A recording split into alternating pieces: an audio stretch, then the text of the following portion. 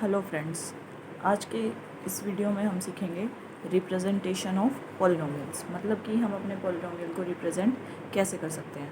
आपने देखा होगा, जैसे कई बार हम लिखते हैं पी एक्स पॉलिनोमियल, कई बार हम लिखते हैं जी एक्स पॉलिनोमियल, कई बार लिखा जाता है या हम लिख सकते हैं एक्स इंटू ए पॉलिनोमियल। इस बात का क्या मतलब होता है, आप यहाँ पी एक्स जी एक्स एस एक्स ए कुछ भी टर्म ले सकते हो, कुछ भी वर्ड यूज़ कर सकते हो। सपोज़ मैंने लिखा पी एक्स पॉलिनोमियल, तो ये मैंने सिर्फ कुछ नहीं किया, मेरे पास एक पॉलिनोमियल था 2x³ plus 3x² plus 2x plus 1। इस पॉलिनोमियल को मैं बार बार पढ़ने की बजाय क्या कह सकती हूँ, पॉलिनोमियल है जो कि एक्स वेरिएबल का है, तो इसको मैं क्या लिख सकती हूँ, पॉलिनोमियल पी एक्स। उसके बाद मैंने लिखा नेक्स्ट जी एक्स का भी कोई मीन नहीं है, सिर्फ एक बड़ा सा पॉलिनोमियल जिसको मैंने शॉर्ट फॉर्म करके क्या लिख दिया, जी एक्स। मतलब एक ऐसा पॉलिनोमियल जिसमें वेरिएबल कौन सा यूज़ कर रहे हैं हम, एक्स। जैसे कि अगर मैं लिखूँ 2x² प्लस एक्स प्लस 1, तो ये एक तरीके का पॉलिनोमियल है जिसको मैंने नाम दे दिया जी एक्स। और ये एक्स यहाँ क्यों लिखा, क्योंकि इसमें वेरिएबल कौन सा यूज़ कर रहे हैं हम, एक्स का।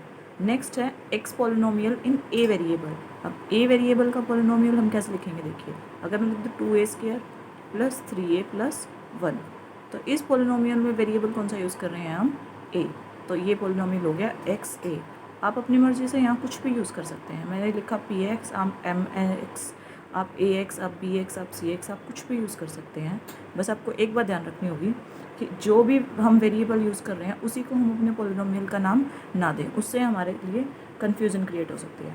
अगर मैं कोई एक दूसरे पॉलिनोमियल की बात करती हूँ, सपोज़ मैंने एक पॉलिनोमियल लिख दिया जी वाई, तो मतलब एक ऐसा पॉलिनोमियल जिसका वेरिएबल कौन है, वाई हो सकता है। तो मैं इसको लिख सकती हूँ 2y प्लस 1। तो ये पॉलिनोमियल कैसा है, वाई वेरिएबल का। अगर मैं लिख देती हूँ जी टी, तो इसका कोई भी एग्जांपल मैं बना सकती हूँ 2t² माइनस टी माइनस 1। तो ये कैसा पॉलिनोमियल है, टी वेरिएबल का। तो इसी तरीके से हम अपने पॉलिनोमियल्स को क्या कर सकते हैं, रिप्रेजेंट कर सकते हैं। इसके बाद हम बात करते हैं general form of quadratic polynomial के। अब journal form of quadratic polynomial, सबसे पहले क्वाड्रेटिक पॉलिनोमियल हमने क्या पढ़ा था, एक ऐसा पॉलिनोमियल जिसकी डिग्री हमारे पास कितनी गिवन हो, 2। मतलब क्वाड्रेटिक पॉलिनोमियल में डिग्री कितनी होती है, 2। तो ऐसे पॉलिनोमियल को हम क्या कहेंगे, क्वाड्रेटिक पॉलिनोमियल।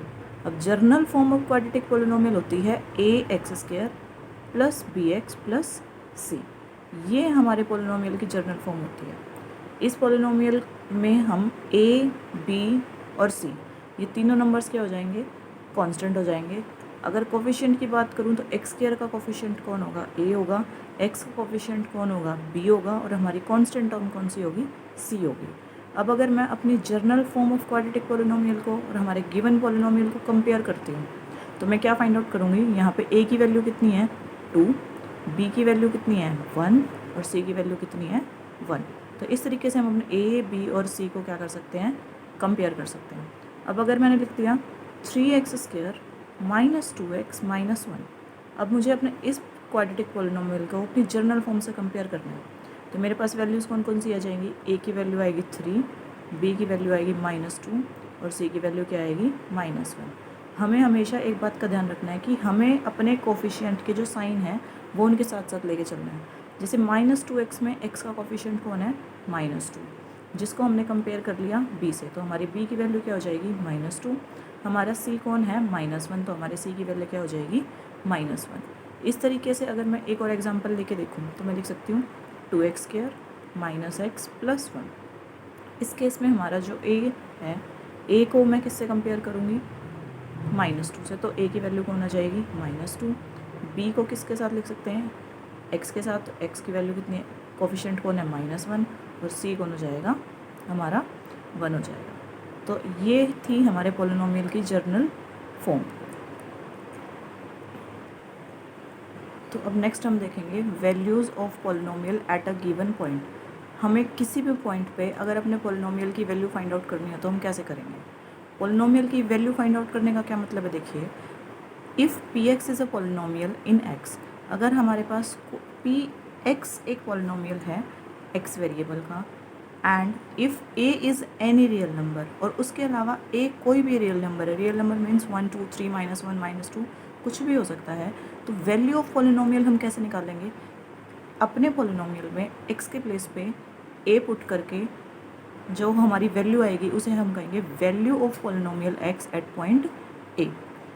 इसीलिए हम क्या कर सकते हैं, the value of polynomial P X at X is equals to A को हम कैसे लिखते हैं, पी ऑफ ए। जैसे अब इसको देखिए, एग्जांपल्स के थ्रू देखते हैं। मेरे पास एक पॉलिनोमियल है P x 3x³ + 2x² - x - 1। हमें इस पॉलिनोमियल की वैल्यू फाइंड आउट करनी है at x is equals to 0 पे। तो इसको सबसे पहले क्या लिखेंगे, देखो पॉलिनोमियल की वैल्यू फाइंड आउट करनी है 0 पे।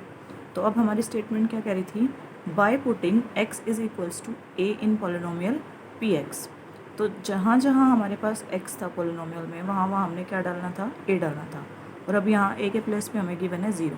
तो हमारे पॉलिनोमियल में जिस जिस प्लेस पे भी x है, हम वहाँ क्या पुट कर देंगे, 0 पुट कर देंगे। जैसे कि मैंने लिख दिया 3 0³ + 2 0² -0 -1।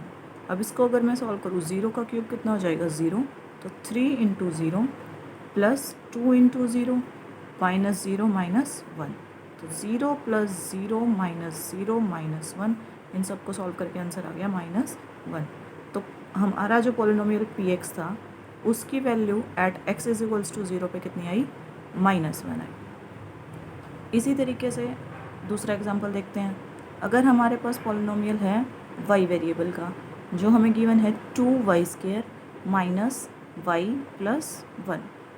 इस पॉलिनोमियल की वैल्यू जो है हमें फाइंड करनी है at y is equals to 1 के लिए। तो y इज इक्वल्स टू 1 का क्या मतलब है, हमारे पॉलिनोमियल में जिस जिस प्लेस पे भी हमें y गिवन है वहाँ हम क्या पुट कर लेंगे, 1 पुट कर लेंगे। कैसे करेंगे देखो, तो p ऑफ y की जगह क्या आ गया, 1 आ गया, इज इक्वल्स टू 2y² की जगह क्या आ जाएगा, 1 का स्क्वायर आ जाएगा, माइनस y की जगह क्या आ जाएगा, 1 आ जाएगा, प्लस 1 आ गया। तो 1 का स्क्वायर तो 1 होता है, तो 2 × 1 - 1 + 1। तो 2 × 1 2 -1 + 1, ये -1 और ये +1 तो कैंसिल हो गया हमारे पास। तो हमारे पॉलिनोमियल की जो वैल्यू है वो 1 पे क्या आई, 2 आ गई। इसी तरीके से हम अपने बाकी पॉलिनोमियल की वैल्यू भी फाइंड आउट कर सकते हैं। अब जैसे अगर मैं एक और एग्जांपल लूँ, मैंने ले लिया पॉलिनोमियल इन t वेरिएबल। मैंने लिया √2x² + √2x -√2। हमें अपने पॉलिनोमियल की value at x is equals to -1 के लिए चेक करनी है। अब x इज इक्वल्स टू -1 का क्या मतलब है, सॉरी ये t नहीं, यहाँ x आएगा। पॉलिनोमियल इन x वेरिएबल है √2x² + √2x -√2।